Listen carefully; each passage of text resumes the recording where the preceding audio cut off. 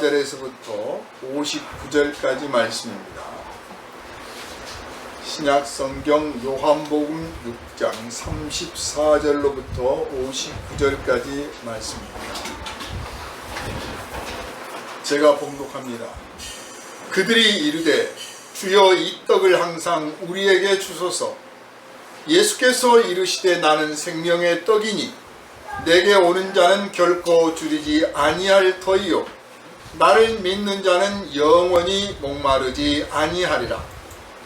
그러나 내가 너희에게 이르기를 너희는 나를 보고도 믿지 아니하는도다 하였느니라.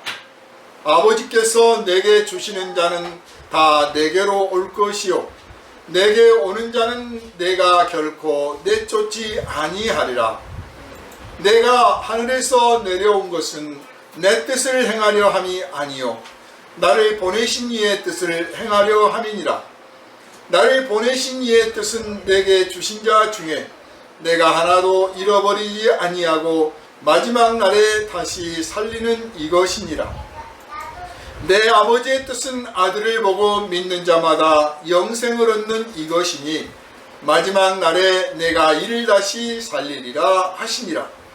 자기가 하늘에서 내려온 떡이라 하심으로 유대인들이 예수에 대하여 수군거려 이르되 이는 요셉의 아들 예수가 아니냐. 그 부모를 우리가 아는데 자기가 지금 어찌하여 하늘에서 내려왔다 하느냐. 예수께서 대답하여 이르시되 너희는 서로 수군거리지 말라. 나를 보내신 아버지께서 이끌지 아니하시면 아무도 내게 올 수 없으니 오는 그를 내가 마지막 날에 다시 살리리라. 선지자의 글에 그들이 다 하나님의 가르침을 받으리라 기록되었은즉 아버지께 듣고 배운 사람마다 내게로 오느니라. 이는 아버지를 본 자가 있다는 것이 아니니라. 오직 하나님에게서 온 자만 아버지를 보았느니라. 진실로 진실로 너희에게 이르노니 믿는 자는 영생을 가졌나니 내가 곧 생명의 떡이니라. 너희 조상들은 광야에서 만나를 먹었어도 죽었거니와 이는 하늘에서 내려오는 떡이니 사람으로 하여금 먹고 죽지 아니하게 하는 것이니라. 나는 하늘에서 내려온 살아있는 떡이니 사람이 이 떡을 먹으면 영생하리라. 내가 줄 떡은 곧 세상의 생명을 위한 내 살이니라 하시니라. 그러므로 유대인들이 서로 다투어 이르되 이 사람이 어찌 능히 자기 살을 우리에게 주어 먹게 하겠느냐. 예수께서 이르시되 내가 진실로 진실로 너희에게 이르노니 인자의 살을 먹지 아니하고 인자의 피를 마시지 아니하면 너희 속에 생명이 없느니라. 내 살을 먹고 내 피를 마시는 자는 영생을 가졌고 마지막 날에 내가 그를 다시 살리리니 내 살은 참된 양식이요 내 피는 참된 음료로다.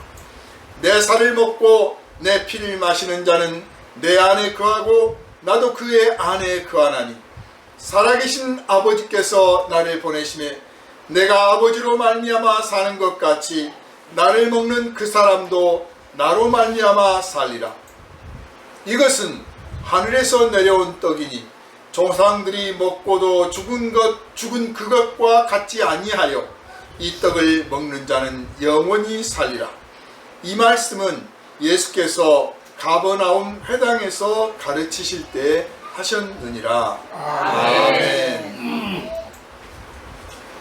이 시간은 생명의 떡이라는 제목으로 말씀을 전하겠습니다. 기도합니다. 하늘의 비밀을 우리에게 알게 하신 거룩하신 아버지 하나님, 그 비밀을 우리가 알았고 믿었고 받았으며 간직하였으며 우리 안에 품었으며 이 비밀이 우리에게서 이루어지고 있음을 확실히 믿습니다. 그러나 세상 사람들은 이 비밀을 알지도 듣지도 못하였고 믿지도 아니하고 순종치도 아니합니다. 그러므로 우리가 주님 안에서 생명의 말씀을 듣되 지혜의 말씀과 지식의 말씀을 들으며 성령의 충만함을 받아 하나님께서 주신 말씀 그대로 온전히 누릴 뿐만 아니라 우리 형제와 이웃들에게 이 말씀을 전하고 가르치고 증거하기에 조금도 부족함이 없게 하여 주시옵소서. 우리를 위하여 영생의 떡으로, 생명의 떡으로 오신 주님, 우리가 주님을 환영하고 우리 안에 모셨듯이 이제 우리가 이 주님을 세상 널리 전해서 우리 형제 이웃들이 이 생명의 떡을 나눠 갖기를 원하오니, 아버지 하나님, 오늘 말씀을 들을 때 오직 성령 안에서 크게 깨닫고 성령 안에서 감화를 받고 성령 안에서 감동을 받으며 성령과 함께 지혜와 지식을 얻고 성령께서 부어주시는 능력을 받아 우리의 입술에서도 생명의 떡이 선포되게 하여 주시옵시고, 예수께서 생명의 떡으로 당신을 내어주셨듯이 우리가 세상에 나가 또 우리 자신을 내어주어 저들에게도 생명의 떡을 나눌 수 있는 복된 성도의 삶이 되게 하여 주시옵소서. 우리를 원하신 예수 그리스도 이름으로 간절히 기도하옵나이다. 아멘. 할렐루야. 아멘. 떡, 그러니까 빵이지요. 서양식으로 말하면 빵이고, 빵은 곧 주식을 말합니다. 우리식으로 말하면 밥입니다. 한국 사람은 밥을 먹고 삽니다. 그래서 생명의 밥 이렇게 번역을 할 수도 있는데 그 뉘앙스가 좀 달라서 떡이라고 번역을 한 겁니다. 빵이란 단어를 그때는 몰랐어요. 이 번역을 할 때는. 그래서 그냥 떡이라고 했는데, 왜 떡이라고 했냐, 누룩을 넣지 않은, 빵은 누룩을 넣잖아요. 근데 우리나라 음식 중에서 빵이라는 게 새로 돌아와가지고 이제 알게 됐는데, 이건 누룩을 넣어서 만든다는 걸 아는 거예요. 그런데 예수는 누룩이 없는 떡이야. 그런데 누룩이 없는 음식이 우리나라에는 없는 거예요. 떡밖에. 떡처럼, 빵처럼 주식으로 먹을 수도 있고, 그런데 누룩이 없는 쌀로 빚은, 그래서 떡이라고 번역을 한 것입니다. 그래서 우리가 이 일상에서 밥은 먹고 사냐, 밥은 먹었냐, 뭐 그런 인사를 하잖아요. 언제 저랑 밥 한 끼 하세요, 그래요. 저한테 언제 커피 한 잔 하시죠 하는 사람은 이 사람은 나를 그냥 심심해서 만나는구나, 그렇게 생각을 해요. 근데 저랑 밥 한 끼 하시죠 그러면, 아, 이거 기나게 할 이야기가 있고 나와 우정을 쌓고 싶어 하는구나, 이렇게 느껴요. 저만 그런 게 아니라 아마 우리나라 사람은 다 그럴 거예요. 싫은 사람하고는 밥 한 끼도 먹기 싫고 냉수 한 잔도 같이 나눠 먹기 싫거든요. 그런데 밥 한 끼 먹읍시다, 밥 좀 같이 먹읍시다 그러면 친해졌다는 뜻이고 친분을 쌓고 싶다는 뜻이란 말이에요. 이걸 우리가 이제 하나님과 우리 사이를 비교하자면, 하나님께서 우리에게 떡을 주신다, 그것도 생명의 떡을 주신다, 이 말씀은 너희 이거 먹고 살아라, 단순히 그런 논리만 있는 게 아니라 우리랑 깊은 교제를 나누고 싶어 하신다, 그런 뜻이에요. 너랑 나랑 한 식탁에 앉아서 깊은 교제의 삶을 살자. 너랑 나랑 한 식구가 되자. 네가 밥 준비할 필요 없어. 네가 요리 준비할 거 없어. 내가 가서 내가 준비한 음식을 너에게 줄 테니 너랑 나랑 깊은 교제를 누리고 살자. 그런 뜻으로 우리가 받아들이면 틀림이 없는 줄 믿으시기를 바랍니다. 아브라함에게 하나님께서 천사들을 보내셔서 그 아들을 낳을 거라고 이제 말씀을 주시잖아요. 소돔과 고모라 심판하러 가시기 전에. 그러니까 소돔과 고모라가 심판을 받을 것이라고 하는 사실을 아브라함에게 먼저 알렸습니다. 아브라함을 심판하시는 게 아니에요. 아브라함을 택하여 말씀하시는 것은 그 소돔과 고모라에 아브라함의 조카가 있기 때문이고, 아브라함의 조카가 거기 살기 때문에 이 아브라함도 그 소돔과 고모라를 늘 생각하고 있는 거죠. 조카만 생각하는 게 아니라. 우리가 환난이 많고 풍파가 많은 이 세상, 엎치락 뒤치락하고 범죄가 많아지는 이 세상에 우리를 살게 하신 것은 우리를 뭐 괴롭히려고 하는 것도 아니고, 우리한테 너 거기서 한번 뭘 해봐라, 그 단순히 그런 논리만 아니라, 네가 이 세상, 이 죄악 세상에 대하여 관심을 가져라. 저들을 위하여 기도해라. 저들에게 사랑을 베풀고 저들에게 네가 할 수 있는 그 무엇인가를 해라. 그런 뜻으로 우리를 이 세상에 남겨두시고 살게 하신 줄 믿으시기를 바랍니다. 우리 사회가 검찰공화국이란 말을 하게 될 정도로 모든 문제를 검찰과 법원이 결정합니다. 그러니까 객관적인 기준도 불분명해졌고 도의와 도덕과 예의와 염치도 없어지고 양심도 별로 중요하지 않아. 뻔뻔한 사람이 너무 많은 거야. 그리고 죄인지 아닌지 불분명한 것도 너무 많아졌어. 그러니까 자꾸 검찰에게 수사를 해라. 그리고 법원의 판단을 받자. 자꾸 그러는 거야. 그래서 이게 좋은 사회가 아니에요. 양심껏 살고 양심을 믿어줄 수 해야 되고 양심을 지켜야 되고 도덕 윤리 막 그렇게 따지고 뭐 형법이 어긋나느니 안 나느니 막 이걸 따지는 게 아니라 스스로 알아서 내가 생각해도 옳지만 그렇지만 이게 누군가에게 조금이라도 오해를 살 것 같으면 안 할 수 있는 예전에는 복숭아 나무 지나가면서 갓근을 고치지 말고 오이밭에서 신발을 고치지 말라고 그랬잖아요. 그게 누군가에게 오해를 살 일이 있으면 안 할 만큼 그런 자기 통제력이 강해야 되는데 그게 무너졌기 때문에 자꾸 검찰이다 판사다 법이다 하게 됐어요. 이게 정치까지 그러는 거예요. 심지어는 교회 안에서 분쟁이 생기는 것까지도 세상 법원에 가서 심판을 받으려고 해요. 도무지 물러서질 않아. 후퇴하질 않아. 그런데 그 꼴을 우리한테 보게 하셔요. 그 꼴을. 막 화가 나고 짜증이 나고 하나님은 도대체 뭐 하시나 막 그러는데 그게 아브라함과 소돔과 고모라의 관계가 같은 거예요. 네가 이 세상을 보느냐. 네가 보기에 악하고 네가 보기에 더러우면 내가 보기에는 어떻겠느냐. 너는 그들을 위해서 기도하고 그들에게 관심을 갖고 그들 세상 속에서 네가 할 수 있는 뭔가를 해야 하지 않겠느냐.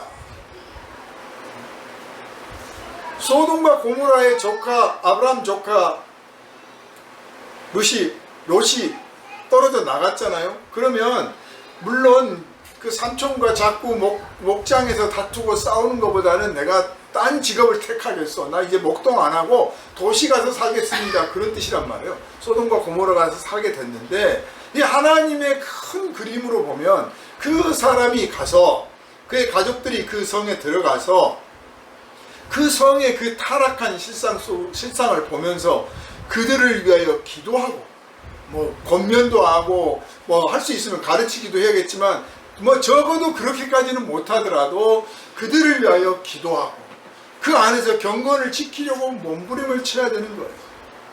그리고 베드로서를 보면 실제로 롯은 그렇게 했습니다. 자기들의 말에도 안 듣고 뭐라 하면 네가 뭔데 우리를 가르치려 하느냐. 그러니까 처음에는 삼촌과 갈라서서 그냥 목동들 다투는 거 가지고 삼촌하고 의상을 하기 싫어서 이제 도시 생활이 부러워 보이는 아내도 있고 해서 그냥 거기를 가서 살았지만 살면서 이 타락한 세상, 이 불의한 세상에 내가 어찌하여 여기 왔던가 하면서 첫째는 내가 믿음을 흐트러지게 해서는 안 되겠구나. 우리 가족이 이 세상과 물들어서는 안 되도록 내가 다스려야 되고 우리 가족들이 마음을 지켜야 되겠구나 하는 생각을 했고 두 번째로 하나님 이 땅, 이 성의 백성들을 불쌍히 여겨 주십시오 하고 기도했단 말이에요. 그런데 그들이 끝끝내 회개하지도 않고 돌이키지도 않고 오히려 그들이 얼마나 악해졌던지 그 아브라함의 조카 집에 온 손님들을 끌어내라고 우리가 뭐 좀 하겠다고 하는 그런 악행을 저지르니까 하나님께서 그걸 할 만큼 악행을 저지를 만큼 이 마음들이 부패졌기 때문에 하나님께서 결국 소돔과 고모라를 심판하신 겁니다. 그러므로 우리가 이 악한 세상에서 살아가는 동안에 그냥 마음에 안 드는 사람, 마음에 안 드는 조건들, 마음에 안 드는 것들이 너무너무 많지만 그걸 보면서 분노만 할 게 아니라 짜증만 낼 게 아니라 그것들을 위해서 기도하고 그 속에 하나님의 사랑과 하나님의 정의와 하나님의 평화가 이루어지는 날이 속히 오기를 내가 못하더라도 누군가가 일어서서 누군가가 나서서 누군가가 실천해서 그 일들이 이루어지기를 기도한다면 오래가지 않아서 우리의 기도가 응답받게 될 줄로 확실히 믿습니다. 아멘. 이 밤 이야기 하다가 이제 거기까지 갔습니다.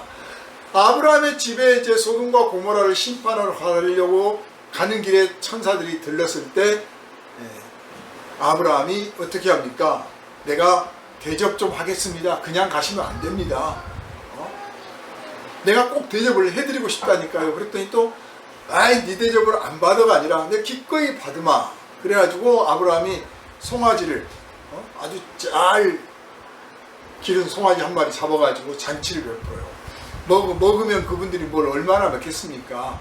이 잔치의 개념은 그 손님이나 존귀한 사람이나 내가 존경하는 사람이나 내가 대접하고자 하는 그 사람들만을 위한 게 아닌 거예요. 더불어서 덕분에 그 잔치 덕분에 이제 그 집에 있는 하인까지 심지어는 그 동네 지나가던 과객들까지 다 먹게 되는 거죠. 송아지 한 마리 잡았으니까 아마 그 집안 그 하인들뿐만 아니라 주변에 있는 사람들까지 불러서 다 먹게 됐을 거예요. 한 끼 먹는 거니까 뭐 석 달 열흘 먹는 것도 아니잖아요. 하나님의 나라가 이런 거예요.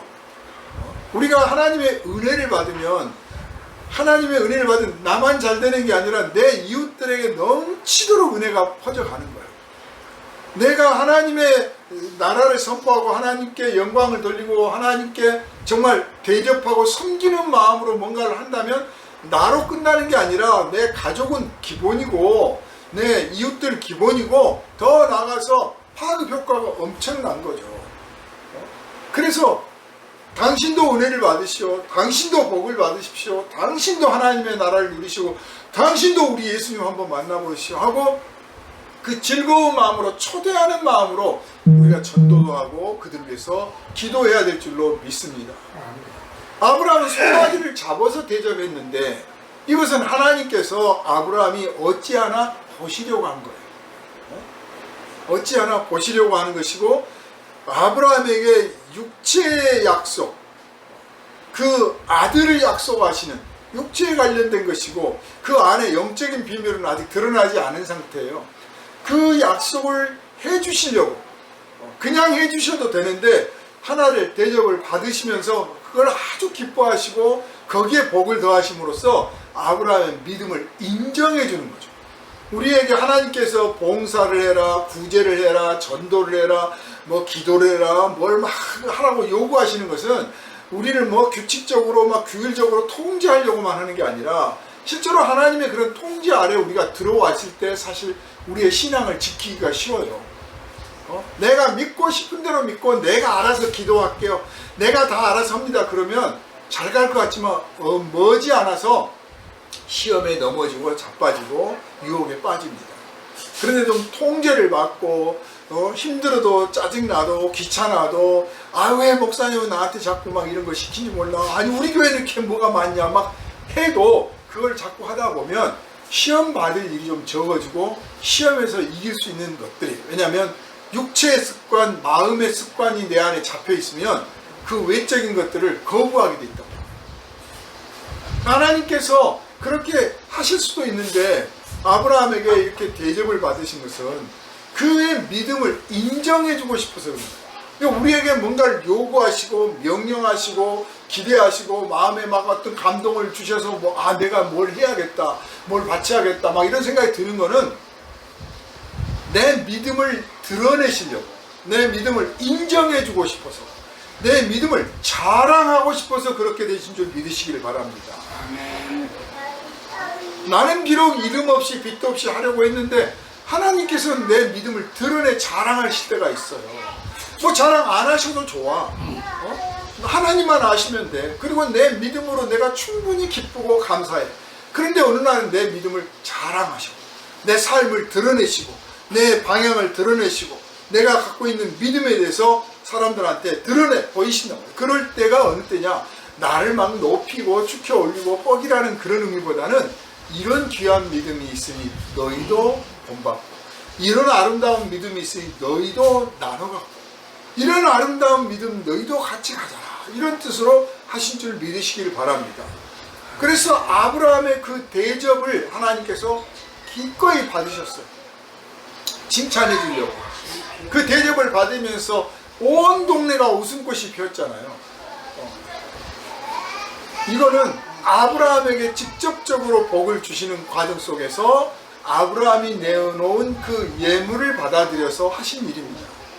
그런데 하나님의 약속의 나라에 가거나 하나님께 바칠 거룩한 일들은 사람의 것으로 할 수가 없어요. 사람이 준비하고 마련한 것으로 할 수가 없어요. 하늘에서 내려와야 돼. 내가 하나님께 기도하기를 원한다. 그러면 하나님께서 나에게 기도할 마음, 기도할 생각, 기도할 뜻을 먼저 부어주시기를 소망해야 되고, 내가 기도에 집중할 수 있도록 내 마음을 붙들어 주시기를 기도하고, 내가 하나님 앞에 엎드려 기도할 때 내 기도를 꾸준하게 끌고 가실 그 견인차가 하나님으로부터 와주기를 기도하고, 내가 하나님께 기도를 바쳤을 때, 기도를 올렸을 때 마치 향단에서 향이 피어오르듯 하늘로 거룩하게 올라가서 온 공간을 다 채우듯 하나님께서 내 기도를 그렇게 이끌어 주시기를 먼저 기도하고, 기도하는 가운데 소망을 품고 기도 자리에 무릎을 꿇으시기를 먼저 부탁을 드립니다. 그러면 기도를 깊이 할 수 있어요. 하나님께서 부어주시고 하나님으로부터 온 것이어야만 하나님께로 다시 돌아가는 거예요. 땅에 속한 것은 땅으로 시작해서 땅으로 끝나. 땅에 있는 것은 땅에서 나와서 땅으로 돌아가고, 하늘에서 온 것은 하늘로 돌아가는 거예요. 우리의 영은 하나님이 호흡을 불어넣어 주셔서 된 것이요, 하늘로부터 온 거야. 그러니까 하늘로 돌아가야 돼. 돌아가는데 그냥 돌아갈 수 있습니까? 온전하게, 거룩하게, 깨끗하게 주님을 섬기고 주님 옆에 있어서 영원토록 자랑스러울 수 있는 그런 영혼을 만들어가지고 그런 영혼이 되어서 하나님 나라에 들어가야 되지 않겠냐. 그래서 하나님께서는 우리가 그것을 스스로 할 수 없음을 아시고 하나님께서 그것을 우리에게 주신 줄 믿으시기를 바랍니다. 아멘. 아브라함의 그 송아지 한 마리 가지고 하나님과 아브라함의 온 집안이 교제됐어요. 우리는 예수님이 우리의 대표자가 되시고 대신자가 되시잖아요. 그렇듯이 우리가 또 하나님 앞에서 우리 가정에, 우리 부부에, 우리 친구 사이에 대표자가 된다는 사실을 기억해야 돼요. 때로는 우리 마을에, 때로는 우리 민족의, 우리 나라의 대표자가 될 수도 있어요. 구약 성경의 사건들을 보면 한 사람, 정말 한 사람의 기도 때문에 그 백성이 사는 일들을 우리가 봅니다. 하나님께서 나를 대표자로 삼으신 줄 알아야 돼요. 그래서 하나님, 감히 제가 제 자신을 볼 때 어떻게 내가 이 백성을 대신하며 이 백성을 대표하며 내가 어떻게 우리 집안을 대표할 수 있겠습니까? 나는 모자라고 형편없고 아무것도 아닙니다. 그러나 이 백성들의 사정과 우리 집안의 형편을 보았을 때 내가 기도하지 않으면 안 된다고 생각이 들고, 이런 기도하지 않으면 안 된다는 이 마음을 하나님께서 주셨사오니 하나님, 제가 엎드려 기도합니다. 이 백성을 살려주십시오. 우리 집안을 일으켜주십시오. 이렇게 여러분이 기도하면 하나님께서는 기쁘게 받으신 줄 믿으시기를 바랍니다. 그 자리, 그 시간을 위해서 여러분을 이끌어 가신 거예요. 다시 돌아가서 아브라함과 그 송아지 한 마리 놓고 온 잔치가 벌어졌잖아요. 내가 하나님 앞에서 그냥 단순하게 기도하고 있는 게 아니야. 하나님과 우리 사이에 하나님이 주신 생명의 떡이라는 게 놓여 있어. 하나님이 밥상을 차려주셨어. 이 하나님이 차려준 이 잔치상을 놔두고 그 상을 먹고 마시면서, 마음껏 먹고 마시면서 하나님께 영광을 돌리고 감사하며 형제와 이웃들에게도 막 권면하고 축복하고 뭐 더 먹어라, 더 막 한단 말이에요. 그 기쁨의 자리, 그 기쁨의 자리를 위해서 하나님의 아들 우리 주 예수 그리스도께서 십자가를 지시고 우리에게 오신 줄을 믿으시기를 바랍니다. 자, 생명의 떡이라고 했어요. 예수님께서 말씀하시기를. 그러니까 생명의 떡이라고 구체적으로 표현했으니까 이 떡은 생명을 살리는 떡이다. 떡에 두 가지가 있죠. 육체의 떡이 있고 생명의 떡이 있는 거예요. 육체를 위하여 구하는 사람은 육체를 위한 것을 얻을 것이고, 영생을 위하여 구하는 사람은 영생을 위한 것을 얻게 될 줄 아시기를 바랍니다. 육체의 이스라엘은 육체를 위하여 있고, 그리고 육체를 위한 것만 하나님께 기도합니다. 그게 바로 아브라함의 후손, 지금까지 있는 이스라엘의 모습이에요. 그러나 아브라함의 후손 가운데서도 믿음의 사람들, 믿음의 계보를 이어간 사람들은 단순히 육체만을 위하지 않고 육체를 위하는 선을 넘어서서 영혼을 위하여, 영생을 위하여, 하나님의 나라를 위하여 기도했고, 하나님께서는 그 기도를 들으시고 그 기도에 응답하셨으며, 그 기도를 따라서 우리 주 예수 그리스도께서 이 땅에 오셨다 그 말입니다. 이 사람들은 영생의 떡을 추구했어요. 생명의 떡을 추구했던 사람들이에요. 그 생명의 떡이라는 것이 무엇인지 확실히 알고 추구하기도 했지만 거의 그냥 막연하게 하나님 앞에서 생명의 떡을 추구했어요. 그것이 때로는 이삭이 야곱과 에서에게 보여준 것처럼 장자권이 될 수도 있고, 아브라함과 조카가 갈랐을 때 그런 축복권도 될 수도 있고, 여러 가지 사울과 다윗 사이에 비교가 되는 그런 진정한 왕이란 무엇인가, 진정한 하나님이 세운 왕은 무엇인가 하는 왕권이 될 수도 있어요. 이것을 다양한 형태로, 다양한 모습으로 하나님께서는 우리에게 하나님의 나라, 영생 혹은 생명, 이것들을 다양하게 보여주셨던 것을 여러분은 아시길 바랍니다. 떡이라는 것을 왜 먹습니까? 밥을 왜 먹습니까? 살려고 먹는 거잖아요. 살기 위해서. 살기 위해서 먹기 때문에 먹었으니까 또 살아야죠. 먹었으니까 살게 될 뿐만 아니라 먹었으니까 살아야 돼. 우리 소위 그러잖아요. 밥값은 해야지. 내가 밥값은 해야지. 그렇잖아요. 사람이 떡을 먹고 살고, 떡은 생명을 위한 것인데 예수께서 내가 생명의 떡이다 라고 따로 표현을 했으니까 지금 구별하시기를 원하시는 거예요. 그냥 이 세상이 말하는 떡, 이 세상 사람들이 원하는 그것과는 다른 어떤 거를 말씀하시려고 하는 것이고, 여기에 주목해야 돼요. 근데 본문에서는 예수의 말씀을 듣고 아무도 깨달은 사람이 없었어요. 뭔 말을 한지를 몰라. 이 예수의 이 말씀은 성령의 감동, 성령께서 오셔야만 아는 거예요. 그러니까 예수 안 믿는 사람이, 이를테면 절에 다니는 사람 오늘 이 시간 여기 앉아서 이 설교 듣고 있으면 원수를 하고 있는 거예요, 시방. 그러고 있는 거야. 뭐 알아들을 것 같기도 하고 모를 것 같기도 하고 그래요. 그러나 성령을 받은 사람이 이 말씀을 들으면 번쩍번쩍 깨달아질 뿐만 아니라 믿어지고 확신하며 능력 또한 얻게 될 줄로 압니다. 내 안에 생명이 있다는 걸 느끼는 거야. 밥을 먹으면 배부르잖아요. 그러면 생명의 떡을 먹으면 배가 불러야 안 불러요? 배가 불러야 되는 거예요. 그런데 세상 밥은 먹으면 꺼져 얼마 안 가면 소화가 된단 말이에요. 근데 생명의 떡은 소화가 안 되는 게 아니라 끊임없이 나오는 거예요. 오병이어의 기적이 바로 그걸 말씀하시는 거예요. 그 보리떡 5개 가지고 5,000명이 먹었어. 계속 나눴더니 계속 나눠져. 내가 생명의 떡을 먹으면 그걸 일회용으로 끝나는 게 아니라 계속 솟아나. 하나님의 은혜를 한번 받으면 오늘 내일까지 은혜 받고 짱 하고 끝나는 게 아니라 그 다음날도 또 은혜가 솟아나고 또 솟아나고, 더 큰 감동, 더 큰 울림, 더 깊은 울림이 우리 안에서 솟아나게 된 줄 믿으시기를 바랍니다. 아멘. 비밀스러운 떡이에요. 아멘. 세상 사람들은 알지를 못해. 세상에서 먹는 떡과는 다르단 말이에요. 그런데 이 떡을 들어본 적도 없고 먹어본 적도 없고 말해줘도 몰라. 그래서 속이 답답하시죠.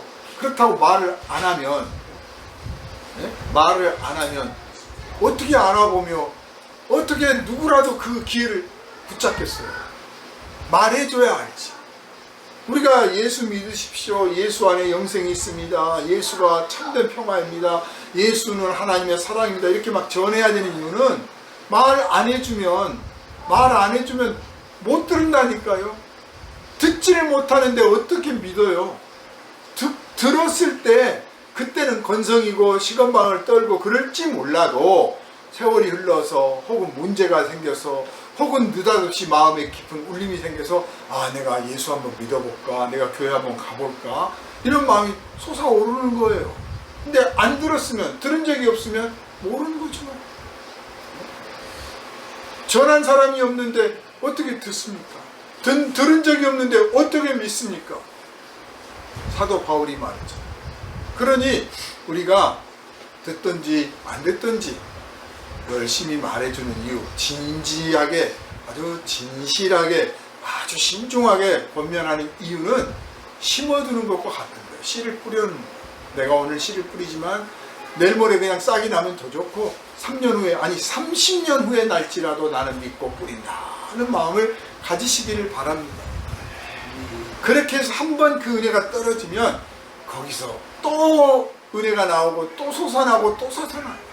그래서 이제 예수께서 표현하시기를 성령을 받으면 샘이 솟는다, 마르지 않은 샘물과 같다, 그런 표현을 하신 것이고, 이 떡이라고 표현도 하시고, 아무튼 계속적으로 솟아나고 계속적으로 능력이 되고 계속적으로 살리는 실제적인 힘, 관념적인 게 아니에요. 그랬다 치자가 아니야.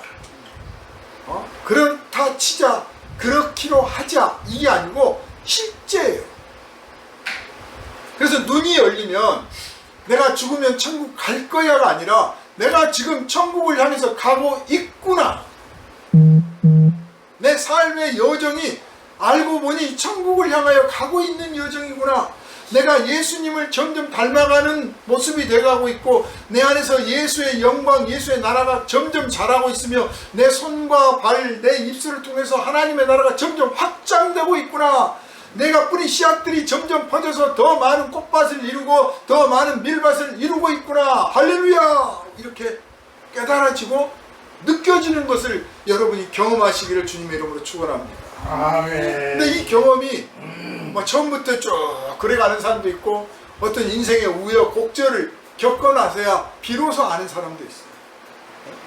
환난을 통과하고, 요즘에는 이제 암 같은 질병이 제일 많은데, 암 걸려가지고 이제 막 투병 생활하고 그리고 치유를 받고 나면 아, 내가 죽음을 통과했구나. 그런데 그때는 막 그냥 하나님 살려주세요, 하나님 뭐 버리지 마세요 하고 매달렸는데, 딱 지나고 나서 보니까 아, 그 모든 과정이 내 안에 진실한 믿음, 온전한 믿음, 하나님께서 기뻐하시는 거룩한 영혼 되게 하시려고 나에게서 그 불필요한 것들을 제거해 나가시는 과정이었구나 하고 저절로 입이 그냥 입꼬리가 올라가. 저절로 감사했죠.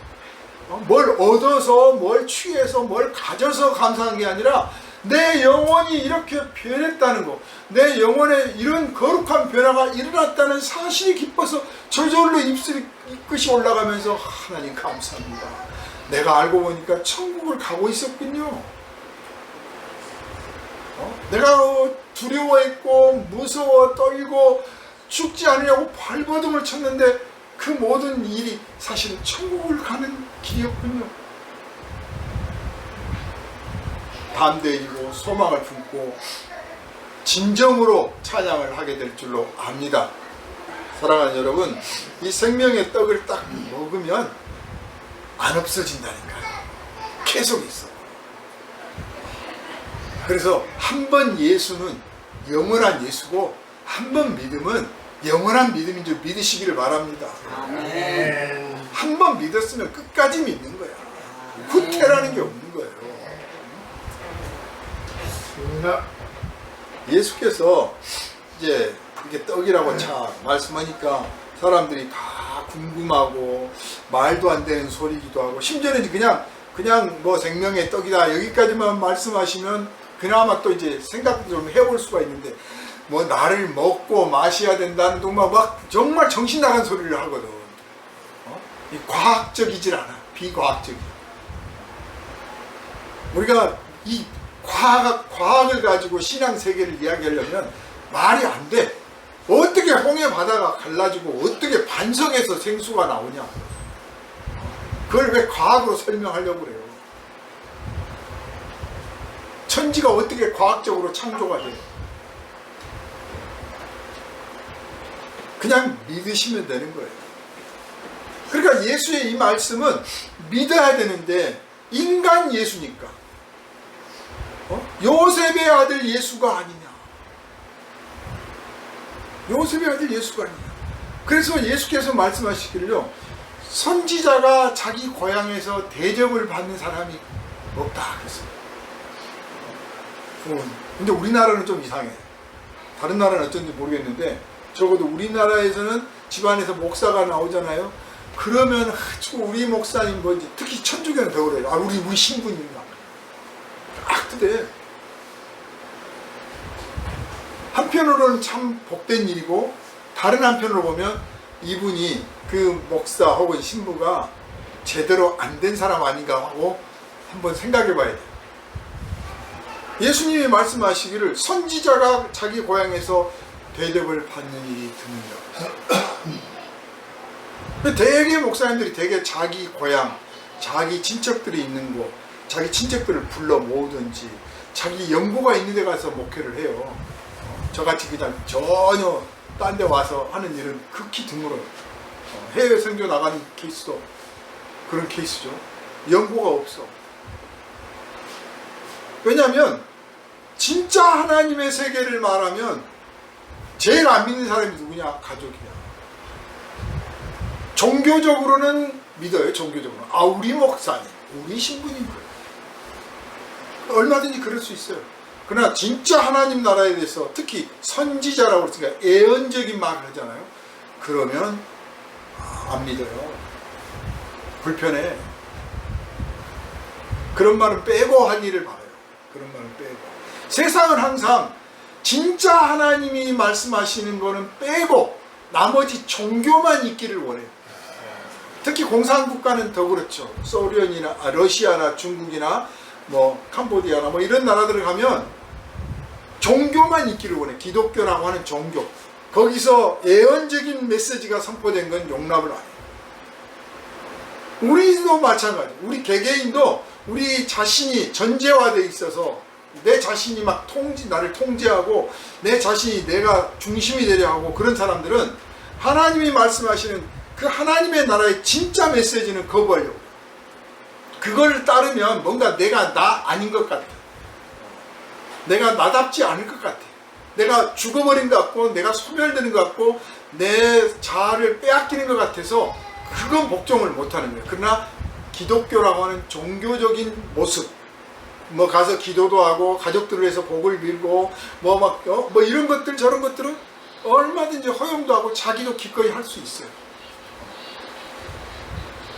대통령 선거 나가려면 절에 가서도 이렇게 하고 교회 가서도 이렇게 하고 성당에 가서도 이렇게 하잖아요. 종교니까 하는 거예요. 그러나 진짜 메시지다 라고 하면 선택을 해야겠죠. 다 안 가든지 한 군데만 가든지 그래야겠죠. 우리 신앙도 마찬가지죠. 그러니까 예수님께서 생명의 떡을 말씀을 하셨는데 알아들을 만한 범위 안에서 말씀을 하신 거라면 그냥 맞아 뭐 얼마든지 그럴 수 있어. 이를테면 예수님이 나는 하늘에서 내려왔다 이런 표현을 안 썼거나 안 쓰시고 나는 열심히 기도해서 내가 성경 공부도 열심히 하고 기도도 열심히 하고 금식 기도도 막 여러 번 해가지고 내가 하나님의 음성을 들었다 딱 그러면 세례 요한이 그런 사람이잖아요. 그러면 맞아. 예수는 아주 남다르게 기도 생활했고 누구보다도 성경도 열심히 배웠고 아주 제대로 된 신앙을 가진 사람이야. 그러니 저 랍비가 가르치는 말을 우리가 들어야 돼, 배워야 돼. 그럴 수 있었을 거예요. 근데 예수님은 근거를 거기다 두지를 않았어요. 나는 하늘에서 왔다. 그러니까 하나님이 입증해 주지 않으면 근거가 없는 거예요.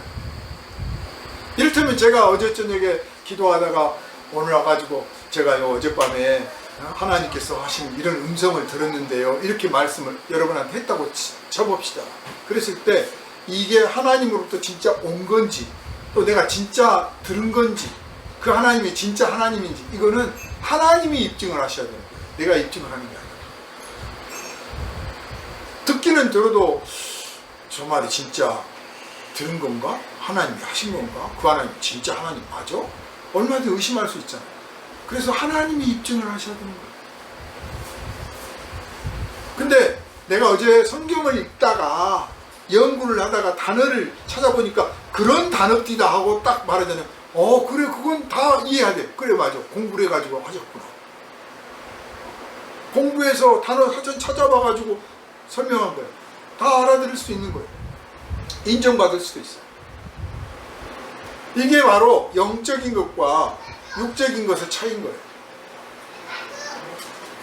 예수께서 내가 하늘로부터 왔는데 내가 생명의 떡이다. 아버지께서 보내신 떡이다. 당신들이 이해를 못할 것 같으니까 내가 이해를 돕기 위해서 말하는데, 이스라엘 너희 조상들이, 꼭 예수님은 우리 조상이라고 안 해요.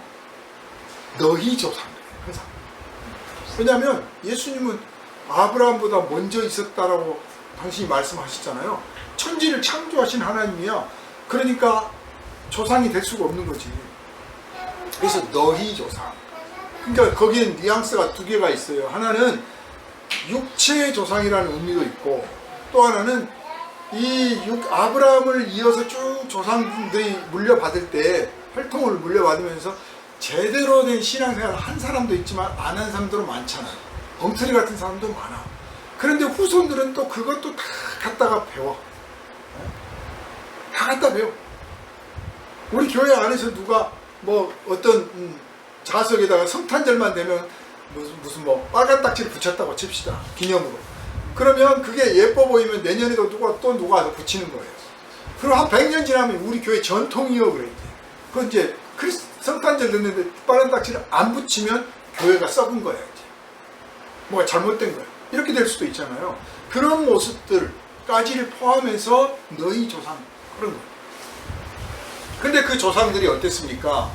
애굽에서 지긋지긋한 그 종살이 같은 생활을 하다가 자식을 낳아도 빼앗겨서 죽임을 당하고 강대 노동에 끌려가서 일을 하고 그랬던 사람들이 모세라고 하는 위대한 지도자를 만나서 이제 하나님께서 조상들에게 약속하신 땅을 향해서 가잖아요. 자기들은 기억한 적도 없어. 그런 땅이 있는 줄도 몰라. 그냥 그랬다더라. 전설 따라 삼천리야. 그런데 모세가 나타나서 너희 조상 아브라함에게 하나님께서 약속하신 땅으로 하나님께서 너희들을 인도하려고 하신다. 그러니 나를 따르라. 그러니까 신바람 나서 따랐잖아요. 그런데 어떻습니까? 이 광야를 통과했어요. 광야. 왜 광야를 통과했느냐? 당연히 하나님께서 뜻이 있는 거죠. 이 광야를 통과하는 동안에 애굽에 있었던 것은 다 버리고 가라는 뜻이에요. 애굽에 있던 것들은 들어가지 못한다는 거예요. 제가 말씀을 준비하면서 가만히 생각해 보니까 그래, 사실 그 광야 생활이 얼마나 길었습니까?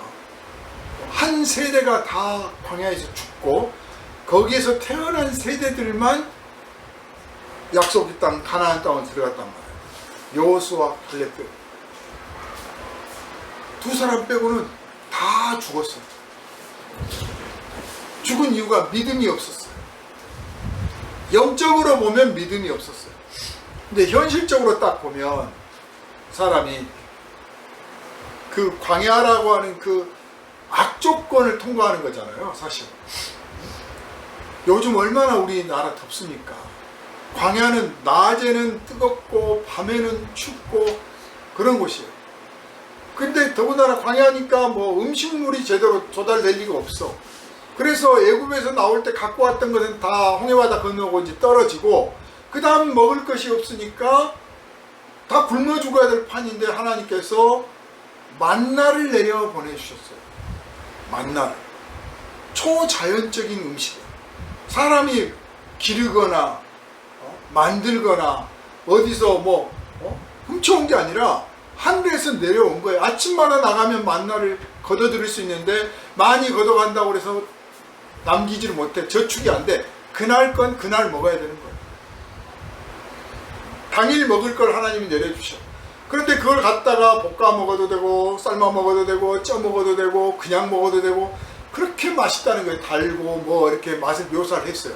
근데 이 만나를 안 먹어본 사람은 아무리 설명해도 몰라요. 먹어본 사람만 알아. 그런데 그걸 먹었더니 딱 필요한 만큼의 에너지가 나와. 그 하루 갈 만큼의 에너지. 굶어 죽지 않을 만큼의 에너지가 딱 나와. 그거 먹고 하루를 가고 또 그 다음날 또 나오고, 만약에 하나님의 다른 계획이 있어서 안식일이라든 한 날은 이틀분이 내려와. 이틀 동안 또 다른 때는 그냥 그날 저녁에 있으면 다 썩는데 안 썩어야 또 이틀 가요. 그렇게 해서 육체를 살려주셨습니다. 육체가 사는 날 동안만 사는 거예요. 근데 사람이 당시 수명이 얼마였겠습니까? 광야에서 태어난 사람 빼고는 다 죽었단 말은, 광야에서 40년을 가는 동안에 60세가 된 사람도 있고 30세가 된 사람도 있고 70세가 된 사람도 있고 있는데, 아무튼 애굽에서 몇 살이 됐든 간에 애굽에서 2살짜리도 있고 제일 어린 사람이 갓난아기였을 거고, 많은 사람은 어른들은 30살, 40살, 60살 노인도 있었을 거 아니에요. 그 사람들이 수명을 다하고 죽었단 말이죠. 수명을 다하고 죽고, 또 삶의 환경 속에서 다쳐서 죽고 아파서 죽고, 자기 형편에 따라서 자기 삶을 영위하다 끝나는 거예요. 자, 목숨만 그럽니까? 옷을 애굽에서 아무리 좋은 옷을, 비단 옷을 입고 왔을지라도 광야 통과하는 동안에 다 낡고 해져서 새 옷을 입었어야 돼요. 그죠? 옷을 해 입어도 몇 벌을 해 입는 과정이에요. 40년. 한 벌 갖고 10년을 입었다고 쳐도 4벌은 해야 돼요. 애굽에서 입고 있던 거 다 버리고 오는 거예요. 보석을 갖고 나가라고 그랬는데 그 보석은 안 썩으니 갖고 나갔고, 그걸 가지고 성막을 짓는 데 썼죠. 나머지는 다 광야에서 내버렸습니다. 그리고 오직 믿음만 가지고 가나안 땅으로 들어가게 하셨습니다. 이게 하늘에서 내려온 만나였어요. 만나가 하는 일이 그거였어요. 그 광야 동안에 애굽에서 온 것들을 다 버리고 다 내버리고 그것들이 다 썩고 다 쓰레기가 되어가는 과정에서 육체를 유지할 수 있는 하늘에서 내려온 음식, 사람이 만들지 않은 하나님이 주신 음식, 그게 만나랍니다. 그러니까 예수께서 너희 조상들이 그 만나를 먹고 애굽에서 가져온 식량 때문에 산 게 아니라 그것들은 다 버렸고 하늘에서 내려준 만나를 먹고 가나안 땅까지 갔지 않느냐. 자, 그렇듯이 나도 하늘에서 내려왔는데 나도 하늘에서 내려온 생명의 떡이다. 그래서 나를 영접한 자, 또 달리 표현하면 나를 믿는 자, 더 구체적으로 말씀하시는 것은 내 살과 피를 먹고 마시는 사람은 그렇게 아버지 나라에 들어가게 될 것이다. 조상들은 육체로 약속된 땅에, 육체가 살 수 있는 땅에 들어갔다면 내가 주고자 하는 것, 나를 통해서 들어가게 되는 나라는 영혼의 나라다. 영생의 나라다. 그러니 육체로 만족하지 말고 영생을 얻고자 하는 자는 나한테 와라, 그 뜻이죠. 육체의 이스라엘로 그치지 말고 영생의 이스라엘이 되라, 그런 뜻이란 말이에요. 기독교라고 하는 종교, 유대교라고 하는 종교에 머물지 말고 영생하는 세계로 들어와라. 그 영생하는 세계를 위하여 내가 기꺼이 생명의 떡이 되리라. 사랑하는 여러분, 예수께서 이 말씀을 하시던 때는 아직 십자가 사건이 일어나기 전이었습니다. 그러니까 나를 먹고 마셔야 된다라고 말씀을 하셨을 때 이 유대인들이 듣기에는 아니 무슨 식인 제사를 지내라는 건가, 아니 뭐 자기를 잡아가지고 잡아 먹으라는 게 뭐 이게 말이야 뭐야. 이 유대교인으로서는 입에 담을 수 없는 말인 거예요. 사람을 잡아서 인신 제사를 지내는 것도 사실 아주 참남한 이야기인데 심지어는 사람을 잡아 먹고 마시라니 이게 말도 안 되지. 그냥 미쳤다고 생각하는 거죠.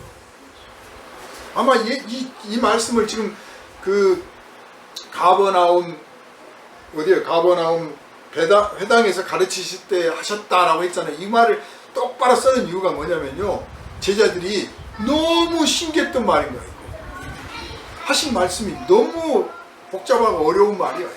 이해가 될 듯 말 듯. 그래서 아주 똑똑하게 기억했던 거예요.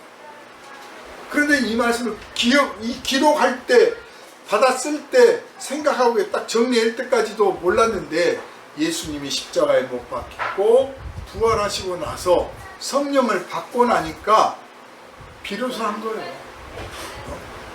십자가 전에 6월절 만찬 때 예수님이 제자들에게 내가 이 떡은 이 포도주는 영생을 위하여 약속하는 내 살이다 내 피다 이렇게 이것을 행하여 나를 기념하라 이렇게 하심으로써 뭔가 조금 알듯 말듯 했다가 진짜 예수님이 십자가에 못 박혀서 찢기고 피 흘리시고 또 부활하시고 그리고 성령을 딱 받고 나니까 아 예수를 믿는다는 게 단순히 훌륭한 지도자를 모세를 따라가듯이 따라가는 수준이 아니라 그 정도 차원이 아니구나. 예수를 믿는다고 하는 것은 정말 예수를 먹고 마신다는 것이고 아까 떡이 됐든 빵이 됐든 밥이 됐든 또는 만나가 됐든 그걸 먹고 힘이 나서 살잖아요. 예수를 믿는다고 하는 것은 예수가 되어서 사는 거예요. 예수로 사는 거예요. 내가 예수를 먹었으면 내게서 예수가 나야 돼. 가끔 버스 전철 타다 보면 외국 사람들이 타요. 향수를 막 뿌려가지고 향수 냄새 나기도 하지만 어떤 사람들은 그냥 인도 사람, 스리랑카 사람들 타잖아요. 그럼 카레 냄새 같은 냄새가 나. 향료를 많이 먹으니까. 또 몽골 사람 타면 그 양고기 냄새 막 나.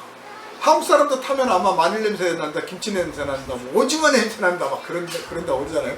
날 거란 말이에요, 몸에. 그래서 사도 바울도 우리에게서는 예수 향기가 나야 된다고 그랬어요. 향기라고 표현했어요. 우리가 예수를 먹었으면 예수 향기가 나야 돼. 예수가 나타나야 돼. 우리가 생명의 떡을 먹었으면 생명이 나타나야 돼. 말 한마디라도 하면 거기서 생명을 살리는 말이 나와야 되고 생명을 주는 말이 나와야 돼. 그죠? 손짓 하나, 몸짓 하나 속에서 생명을 일으키고 생명을 살리고 생명을 돕는 것들이 돼야 돼. 그런데 예수를 먹었다, 예수를 마셨다, 예수가 내 안에 생명의 떡이다라고 하는데 하는 짓은 해치고 죽이고 미워하고 깨고 부시고 하면 그 사람은 어떻게 예수 먹은 사람이라고 말할 수 있겠어요?